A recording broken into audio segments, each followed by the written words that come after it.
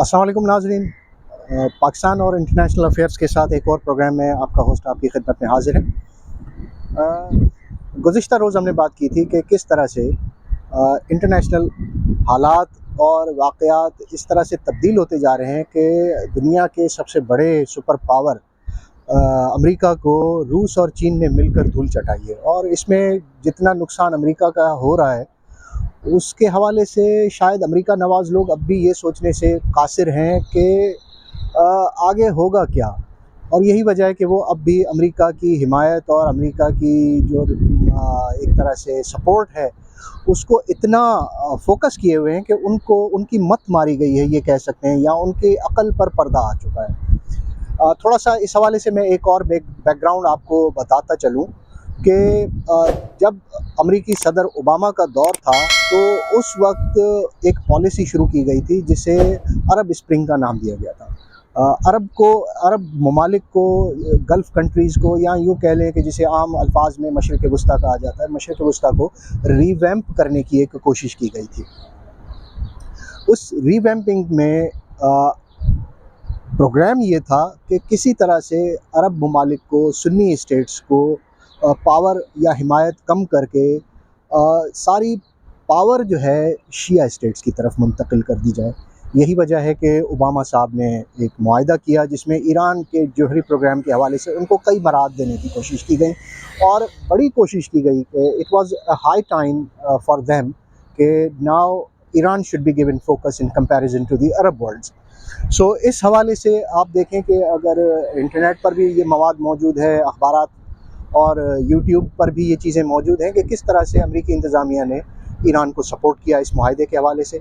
लेकिन बदकिस्मती ये थी कि ये अरब ममालिक के पावर को कम करने और ईरान को पावरफुल बनाने की ये मुहिम इस वजह से नाकाम हो गई कि डेमोक्रेटिक पार्टी यानी ओबामा की पार्टी हार गई, और अगले इंतखाबात में डोनाल्ड ट्रंप साहब इक़्तिदार में आ गए। डोनाल्ड ट्रंप साहब के इक़्तिदार में आते के साथ ही पहला काम जो किया गया वो ये किया गया कि ईरान के साथ मुआहदात तमाम ख़त्म कर दिए गए, और ट्रंप साहब ने पहला काम जो किया ईरान के साथ मुआहदा ख़त्म करने के बाद अरब ममालिक को दोबारा से पावरफुल करने की कोशिश की। इस तमाम तर सूरत हाल में आप देखें कि जेराड कुशनर जो उनके दामाद हैं उनको बड़ी सपोर्ट की गई कि वो अरब ममालिक के साथ मुआहदात करें, लेकिन स्लोली एंड ग्रेजुअली जैसे ही ट्रंप साहब जाते रहे और इस दौरान जमाल खाशोगी का भी वाक़या पेश आया, तो ट्रंप साहब के जाते ही दोबारा से डेमोक्रेटिक पार्टी जब इक़्तिदार में आई तो उन्होंने वही ईरान का राग अलापना शुरू किया। बाइडन साहब ने अपने कई प्रेस कॉन्फ्रेंसेस में ये कह चुके हैं कि हम सऊदी अरब को मिसाल इबरत बना देंगे, खाशोगी, फलाना ढिमाका, इस तरह की बहुत सारी चीज़ें आई, और उन्होंने अमेरिका ने सऊदी अरब के साथ एक तगड़ा सख्त हाथ, मजबूत हाथ या ताकतवर हाथ सऊदी अरब पर रखने की कोशिश की ताकि उसकी पावर को कम किया जा सके। लेकिन इस दौरान हालात जिस तरह से जिस करवट बैठे, तब्दील हुए, उनको देखकर आप अंदाज़ा लगा सकते हैं कि यूक्रेन जंग के बाद अमेरिका की सबसे बड़ी ज़रूरत जो है वो तेल है। तो मजबूरन क्या हुआ कि यही सऊदी अरब जिसे अमेरिका दबाने की कोशिश कर रहा था, वो एक मरतबा फिर ओपेक मेंबर के सरबराह की वजह से, सऊदी अरब चूँकि ओपेक कंट्रीज़ का सरबराह है, तेल पैदा करने वाली तंजीम का, तो अमेरिका को मजबूरन सऊदी अरब को एक मरतबा फिर ऑन बोर्ड लेना पड़ा। लेकिन जितने हालात तेज़ी से तब्दील हो चुके थे, और पिछले दिनों में जितना बाइडन साहब ने सऊदी अरब को आड़े हाथों लेने की कोशिश की थी, ये बात वाज़ेह कर चुकी थी सऊदी अरब के लिए कि आगे चल के अगर हालात ख़राब हुए तो अमेरिका हमारी हिमायत से पीछे हटने में देर नहीं लगाएगा। बिल्कुल इसी तरह से जैसे डेमोक्रेटिक पार्टी ने ईरान को मजबूत करने की कोशिश की थी। यही वजह है कि अमेरिका ने बड़ी कोशिश की सऊदी अरब को राम करने की, लेकिन वो राम ना कर सका।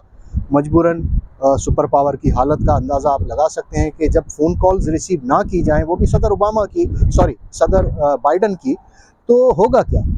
तो होगा ये कि अमेरिका को मजबूरन घुटने टेकने पर मजबूर होना पड़ेगा। सो बहरहाल जब बाइडन साहब की फ़ोन कॉल्स रिसीव नहीं की गई सऊदी अरब में, तो बाइडन साहब खुद बनफ़्स नफ़ीस पहुँचे बज़रिया इसराइल, और सऊदी अरब पहुँचने के बाद उन्होंने माफ़ी तलाफ़ी की बड़ी कोशिश की जो बज़ाहिर नाकाम नज़र आती है। बज़ाहिर नाकाम का लफ्ज़ मैंने इसलिए इस्तेमाल किया क्योंकि अगर सऊदी अरब राम हो चुका होता अमरीकी माफ़ी तलाफ़ी से, या अच्छे अल्फाज के जो sweet words, sugar coated words इस्तेमाल किए जाते हैं, तो ईरान और सऊदी अरब के दरमियान मुआहदा ना होता। ये भी एक बहुत बड़ी कड़ी है कि अमेरिका के पहुंचने के बाद, माफ़ी तलाफ़ी के बावजूद, सऊदी अरब ने रिक्वेस्ट की चाइना से, क्योंकि Saudi Arab is one of the international players who knows about how things are getting changed on the international perspective. So that is the reason कि अमरीकी माफ़ी तलाफ़ी के बावजूद सऊदी अरब चीन से दरख्वास्त करता है कि आप हमारी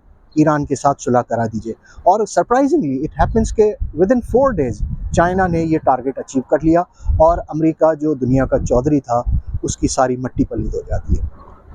सो इसी सिचुएशन को देखते हुए अब अगले खिलाड़ी दुनिया में सामने आते जा रहे हैं। अगले खिलाड़ियों में आपने देखा होगा कि कुछ दिन में जैसे ही ये मुआहदा हो चुका है ईरान और सऊदी अरब का, तो शाम ने भी दरख्वास्त की है मॉस्को से कि हमारी भी एक मदद की जाए तुर्की से मामला तय करने में।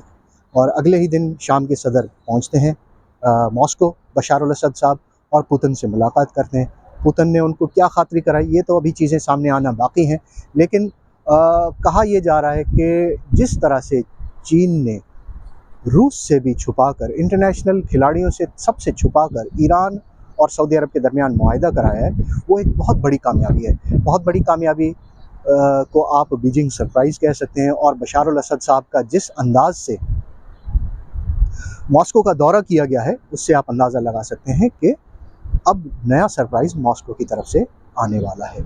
इन तमाम तर हालात के पेश नज़र अगर आप आलमी हालात पर गौर करेंगे, तो स्लोली एंड ग्रेजुअली अमेरिका की धाक और दबदबा, गलबा और जो चौधराहट थी, वो स्लोली एंड ग्रेजुअली कम होती जा रही है। और यही वजह है कि दुनिया के कई ममालिक अब रूस और चीन की तरफ माइल होते नज़र आते हैं, क्योंकि इन दोनों कंट्रीज़ की पॉलिसी है कर्जा दो लेकिन साथ में रेस्पेक्ट भी दो।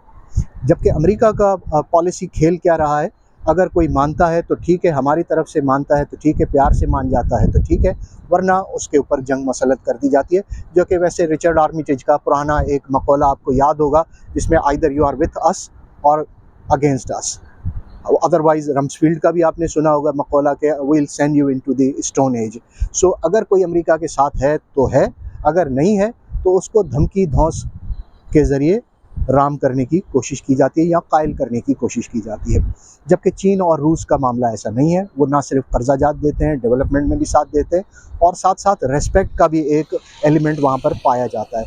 Either if you are not with us then rest assured, be happy with your whatever circumstances you are living in. तो ये एक उनका एक माहौल बना हुआ है। यही वजह है कि दुनिया के कई ममालिक रूस और चीन की तरफ माइल होते जा रहे हैं। अब इस तमाम तर सूरत हाल में अगर आप देखें तो अरब ममालिक को यकजा करने की जो कोशिश थी, अब वो तो धरी की धरी रह गई। अब अरब और नॉन अरब्स यानी ईरान और सऊदी अरब जैसे कंट्रीज़ आपस में मिल चुके हैं, तो अकेला कौन रह जाएगा? इसराइल। इसराइल जहाँ तक ताल्लुक़ है, तो इसराइल के चाइना के साथ बड़े अच्छे ताल्लुकात हैं। इसराइल के चाइना के साथ ताल्लुकात अभी के नहीं हैं, गुज़िश्ता कई बरसों दहाइयों से आहिस्ता आहिस्ता करके ये परवान चढ़े हैं। और इन हालात में अगर पूरा मशरिक़ वस्ता चीन और रूस की तरफ माइल हो जाता है, तो अकेला इसराइल बेचारा बैठ के क्या करेगा? और इसराइल की भी यही ऑफ कोर्स कोशिश रहेगी कि वो इसी कैंप में चला जाए। तो आप थोड़ा-सा अगर गौर करें सिचुएशन पर, तो आपको अंदाज़ा होगा कि किस तरह से मुनज़्ज़म अंदाज़ से इसराइली वज़ीर-ए-आज़म बेंजामिन नेतन्याहू के ख़िलाफ़ मुल्क में मुज़ाहरे शुरू हो चुके हैं, वो भी सिर्फ जुडिशल रिफ़ॉर्म्स के एक इशू के ऊपर। तो काबिल ज़िक्र बात है, हैरानकुन बात भी ये है कि क्या आप ये नहीं समझते कि इसराइली वज़ीर-ए-आज़म के ख़िलाफ़ ये अचानक से मुज़ाहरे क्यों शुरू हुए? नाज़रीन भी जानते होंगे कि इसराइल जैसा मुल्क, जहाँ पर दुनिया में पहले कभी किसी ने शायद ही कभी सुना हो कि मुज़ाहरे हुए हों, वो भी इस तरह के इशू के ऊपर, तो ये बात हैरानकुन ज़रूर नज़र आती है। तो आखिर ऐसी क्या वजह है? What is the reason behind that protesters are protesting against Benjamin Netanyahu on the सिर्फ ऑन जस्ट वन इशू, जो कि है जुडिशल रिफ़ॉर्म्स का मामला। मेरे ख़्याल से बेंजामिन नेतन्याहू के ख़िलाफ़ मुज़ाहरों की सबसे बड़ी वजह यह है कि अमेरिका भांप चुका है कि शायद इसराइल अगला मुल्क है जो रूस और चीन के कैंप में जा सकता है। सो ये बात अब नाज़रीन ख़ुद गौर करें कि दुनिया के हालात किस तरफ जा रहे हैं, और अमेरिका का क्या होने वाला है, तो ये आप पर छोड़ते हैं। अब अगले प्रोग्राम तक के लिए इंशाल्लाह फिर मिलेंगे। पाकिस्तान ज़िंदाबाद। अस्सलाम वालेकुम।